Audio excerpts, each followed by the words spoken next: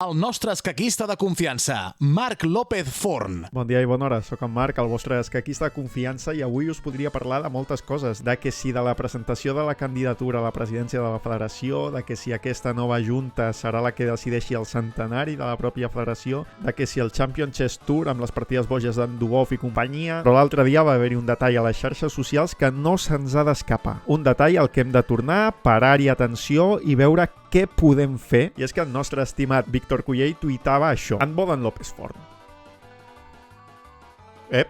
Alto. A què està contestant? A què està responent aquí?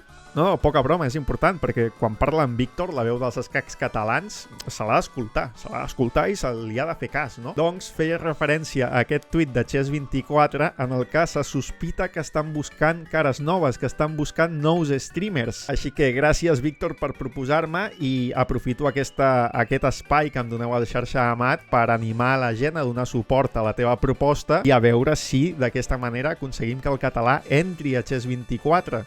Seria genial. I res més, avui és un vídeo curtet, però per compensar que és tan curtet us porto un exercici que